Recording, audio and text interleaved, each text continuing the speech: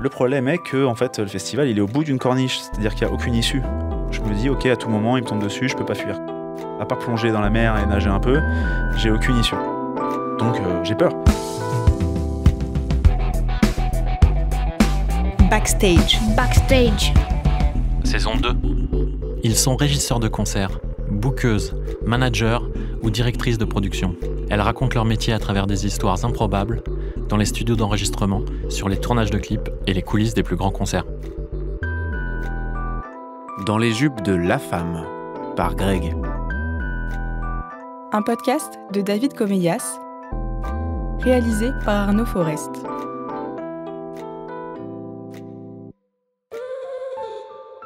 Je m'appelle Grégoire, je suis régisseur général et directeur technique en tournée et également en accueil de spectacles. J'ai 34 ans et je fais ce métier depuis 6 ans maintenant. Je bosse actuellement avec La Femme, Vald, Caris et je fais également des accueils à la Fête de l'Humain et différents festivals. Ouais. Sur l'année passée, je suis en tournée avec La Femme, mais je suis également en régie générale des scènes de ce festival en Corse, Calvi and the Rocks. Je fais ma prépa pour ce festival. Je le prépare avec une amie en directrice de production qui veut mettre en place une charte dans laquelle elle parle d'éco-responsabilité, des agressions sexuelles, comment les reconnaître, comment les rapporter. Voilà, plusieurs points comme ça qui se font beaucoup maintenant au festival. Elle envoie cette charte donc à tous les prestataires. Il y avait dans le lot des réfractaires, des personnes qui ont refusé de signer cette charte sous prétexte que ça les responsabilisait. C'était vraiment pas du tout ce qui avait marqué, mais bon, soit, si vous voulez pas signer, vous signez pas. Et moi, ça m'a fait un peu tilter. Je me suis dit, bon, on leur demande uniquement de prêter attention à ce qui se passe autour d'eux pendant le festival, à reconnaître ce qu'est une agression sexuelle ou ce qu'est du harcèlement, et de le rapporter, et ces personnes-là ne veulent pas, d'accord. Et en fait, quelques jours après, je me dis, ça pourrait être pas mal si j'allais bosser avec ces personnes en jupe, et voir un peu ce qu'ils en pensent. Est-ce que j'ai affaire à juste des personnes purement misogynes, ou est-ce que c'était vraiment maladroit de leur part et qu'il n'y a aucun problème avec ces personnes-là?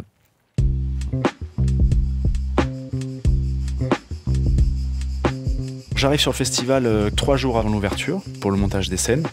Et j'avais dit à ma copine en prod, j'ai une petite surprise pour toi. Et effectivement, j'arrive en jupe. C'est une jupe de tennis très légère, qui m'arrive au-dessus des genoux, noire. Évidemment, parce que quand même, je reste technicien, et technicien, ça s'habille en noir. J'arrive sur le festival avec cette tenue. Évidemment, personne n'est prêt. C'est-à-dire que je vais saluer les roads, les prestataires qui montent la scène, etc. Je vois des yeux écarquillés et ça me fait kiffer. Ça me fait vraiment kiffer parce que je profite aussi de ma position. Je représente aussi le festival, la direction technique des scènes. Et en fait, c'est un régal parce que personne me fait de remarques sur rien, mais je vois bien que ça travaille dur dans les têtes qui me regardent.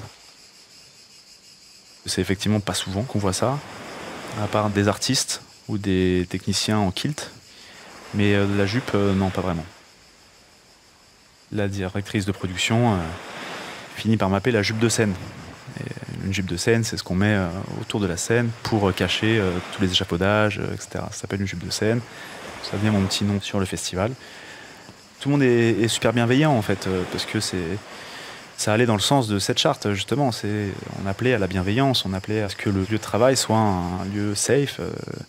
Et les premiers jours passent de montage, aucun souci. Au contraire, parce qu'il fait 38 degrés à l'ombre, on bosse sur la corniche et on est au bord de l'eau, au bout de l'acheter.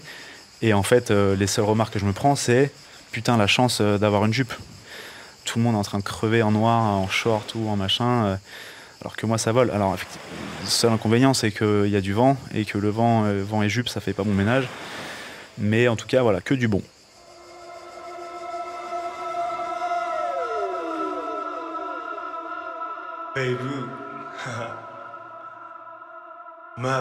Le festival commence. Cette édition-là, il y avait Breakbot, il y avait Joe Star, il y avait Yuxek. Mid aussi m'avait fait un compliment sur ma jupe en me disant que c'était cool, que c'était osé, quoi.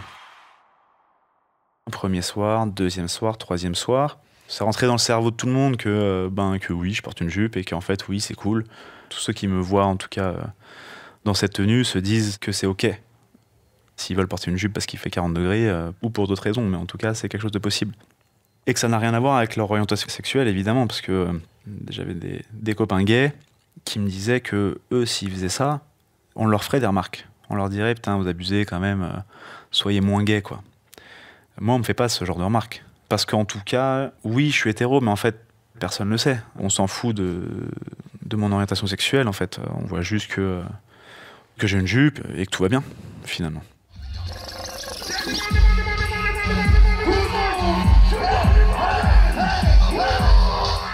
Donc le dernier soir, il y a Joey Starr qui joue sur une de nos scènes. On est tous sur les rotules parce que on fait quand même des bonnes journées. On a un dispositif de sécu un peu différent pour être sûr qu'il y ait que les personnes autorisées qui montent sur scène. Je tiens à préciser que c'est une boîte de sécu corse avec des agents de sécu corse. Ça n'a rien à voir avec Joey Starr et ça n'a rien à voir avec aucun artiste.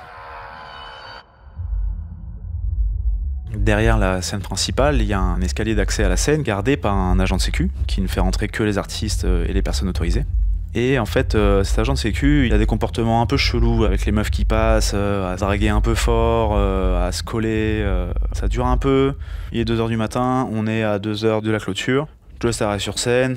Moi, je vois ça depuis quelques dizaines de minutes, en fait. Et puis, je suis pas le seul à voir ça. C'est-à-dire que tout le monde se dit, putain... Parce que oui, en fait, l'agent de sécu, il descendait dans le village artiste pour se servir de la vodka Red Bull et ce gars-là vivait sa meilleure vie, en fait. Il outrepassait ses fonctions. J'en parle à la production. Est-ce qu'on peut changer le gars de sécu? Parce que clairement, là, il y a un petit souci. Parce que c'est un agent de sécurité qui frotte les meufs quand elles passent dans l'escalier, quoi. J'envoie un texto à la prod qui gère ça avec le chef sécu du festival. Et en fait, le chef sécu lui répond par texto: ton petit gars en jupe derrière la scène, là, mon gars, il va bien l'enculer et nous, on va tous regarder. La production, au lieu de gérer ça de son côté, me fait part de la réponse du chef sécu. Erreur, parce que en fait, la production aurait dû faire son boulot de son côté avec la sécu pour faire en sorte que ce problème cesse. C'est pas dans mes missions, c'est pas dans ma fiche de poste d'aller régler les problèmes internes de l'équipe sécu.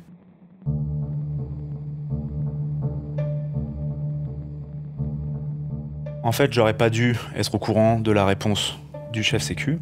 Donc la production me dit ça, je me dis bon, ok, c'est flippant, mais je vais aller voir ce chef sécu pour lui demander des explications, parce que on peut pas parler comme ça d'une personne dans le cadre du travail, menacée de viol, voire de mort, un membre de l'équipe du festival sur lequel il bosse. C'est pas très pro, on va dire.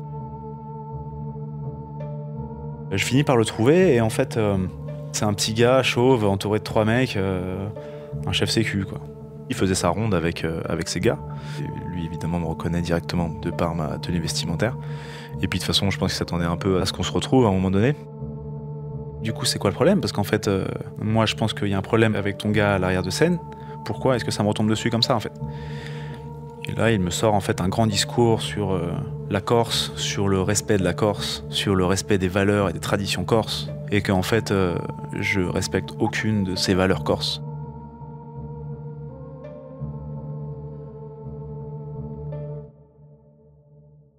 Et il finit par: mon gars là-bas, de toute façon, il a fait les forces armées, il va bien t'enculer et on va tous regarder.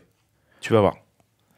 Il me dit ça, je réponds rien, je le regarde un peu les yeux écarquillés, quoi, outré, quoi. Et je finis par retourner derrière ma scène, mais sur la route, je me souviens qu'il y a un autre agent de sécu avec qui je m'entends super bien pendant tout le festival, qui lui surveille les accès backstage.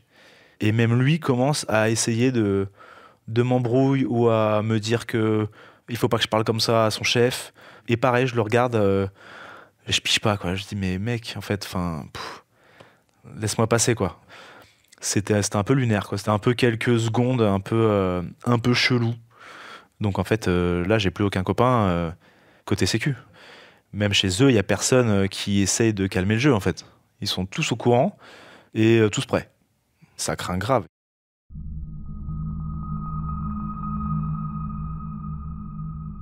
plus les minutes passent, plus je suis en train de comprendre réellement la gravité de la situation.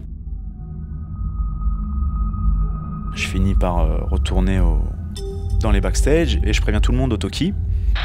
La régie pour Greg, rendez-vous derrière la scène principale, dès que vous pouvez, s'il vous plaît. Entre-temps, la nouvelle s'est un peu répandue. Donc en fait, quand je retourne derrière la scène, il y a déjà du monde derrière la scène. Il y a déjà des équipes d'écho, Céno, qui sont là parce qu'ils savent qu'il y a quelque chose qui se passe et que c'est grave et qu'il ne faut pas me laisser seul, quoi. Il y a une tension qui est là, il y a le gars de la sécu qui est toujours à sa place. Je me sens en danger. J'ai peur, là, à tout moment, le gars qui est sur l'escalier, s'il veut me monter en l'air, il me monte en l'air. Pourtant, je suis un bon gaillard, mais clairement, je suis pas agent de sécu, et clairement, j'avais en face de moi un agent de sécu de boîte de nuit. S'il voulait me plier, il me pliait. Le problème est que, en fait, le festival, il est au bout d'une corniche, c'est-à-dire qu'il n'y a aucune issue, en fait. Je me dis, ok, à tout moment, il me tombe dessus, je peux pas fuir, quoi. À part plonger dans la mer et nager un peu, j'ai aucune issue, quoi. Donc, j'ai peur. C'est pas forcément une peur rationnelle. Mais en tout cas, on m'a menacé, c'est super grave. Voilà, je me dis, bon, bah, de toute façon, je peux pas fuir. Je me mets derrière la scène, dans les loges avec mes copains, et je me tiens prêt, en fait, à n'importe quoi.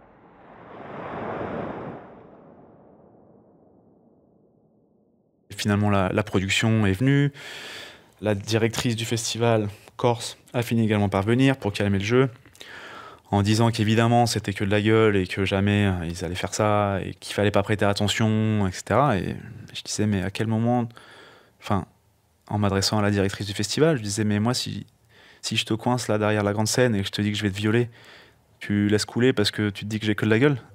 En fait, il est 2h du mat, le gars de sécu, il a bu, il peut se passer n'importe quoi. Donc me dire de pas y prêter attention, c'est un peu facile, c'est un peu déplacé. C'est vraiment du manque de respect, même pour moi, à dire non mais t'inquiète, c'est bon, je les connais, ils vont rien faire. Bah ok, ça me fait une belle jambe.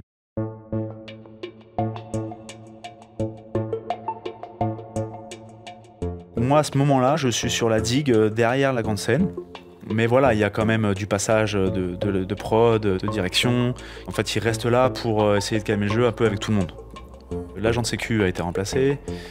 Et en fait, rapidement, le festival se termine. Et il y a quand même un peu de boulot, c'est-à-dire qu'il y a le démontage, etc. Et moi, je lui accorde quand même de l'importance. Et je sais que quand je reviens, il n'y aura plus personne, qu'il n'y aura plus de problème, il n'y aura plus de danger, en tout cas. Donc je finis par retourner derrière ma scène. Il n'y a plus d'artistes, il n'y a plus d'agent de sécu. Et donc, je peux commencer à ranger ma chambre tranquillement avec mes collègues pour entamer le démontage, en fait. Ranger sa chambre, c'est faire en sorte que tout soit prêt pour que les équipes de démontage arrivent et qu'il n'y ait rien qui traîne.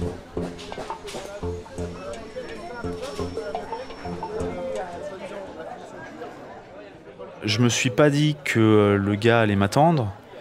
En fait, je me le dis après coup, c'est-à-dire qu'on range tout, on boit un coup quand même tous ensemble pour... C'est quand même un moment important de ce genre d'événements, des festivals, etc. C'est quand même de faire un peu la fête tous ensemble pour célébrer le travail bien fait. Et puis on décompresse tous. C'est quand même énormément de boulot et qu'on a besoin de ces moments-là pour un peu avoir chaud au cœur sur tout le travail qu'on a donné. Il y a un moment, je finis par craquer quand même quand tout est rangé, que je bois des coups. Là, je me mets à chialer, quoi. Je me mets vraiment à chialer de pression qui redescend parce que je réalise un peu tout ce qui se passe. Tout ce qui s'est passé, j'avais jamais vécu ça avant, donc voilà, mais encore une fois, je le chiale, mais on est quand même une 50aine de personnes au bord de l'eau à boire des coups, et c'est chouette. C'est pas aussi triste que ça aurait pu l'être. Et par contre, effectivement, au moment où je rentre à l'hôtel, donc il est 9h du match, je pense, quelque chose comme ça, 9-10h, ça me traverse l'esprit, je me dis, tiens, je pourrais croiser ces mecs-là, là. Ils pourraient être là, et puis ils sont pas là, donc... Rien d'alarmant, je rentre me coucher, je dors très bien.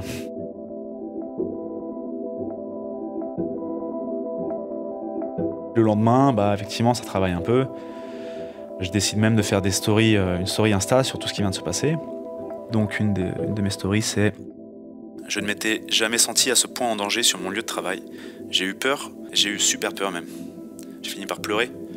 Et c'est exactement pour ce genre de comportement que je porte parfois une jupe sur les festivals, pour essayer de débloquer ou de remuer un peu ces esprits. Et hier soir à Calvi, ça a plutôt bien marché.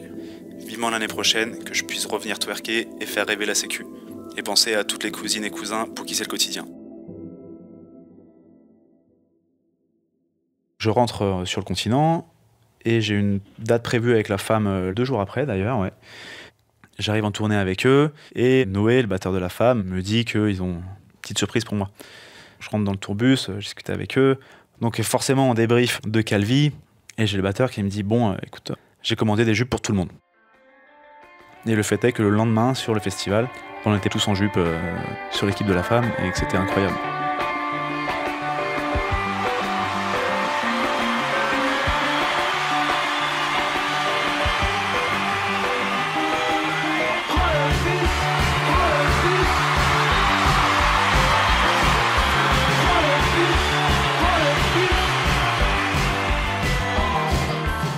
Le lendemain, quand on est tous en jupe, on prend une photo incroyable.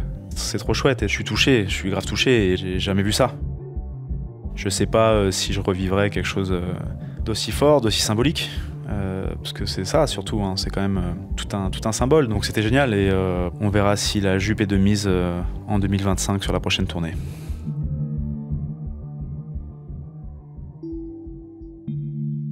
Cette action-là, le fait de porter une jupe pour lancer des discussions ou pour aller un peu titiller, c'est discutable. Et j'en suis conscient et j'en discute beaucoup. J'entendrai que ça ne plaise pas à tout le monde, mais le fait est que moi j'ai réussi à trouver une approche du problème de harcèlement. Dans l'équipe de la femme, c'est assez mixte, mais il y a quand même beaucoup de mecs en jupe sur les festivals sur lesquels on va aller. Et c'est quand même assez ouf. Ça crée de la discussion, ça crée des débats, ça sert pas à rien. C'est exactement ça que je veux, c'est que les gens s'habillent comme ils veulent, sans jamais se sentir en danger. C'est une militance pour la bienveillance, c'est une militance pour la liberté de faire ce que tu veux et qu'on t'emmerde pas tant que t'es dans le respect, quoi. À suivre sur Arte Radio.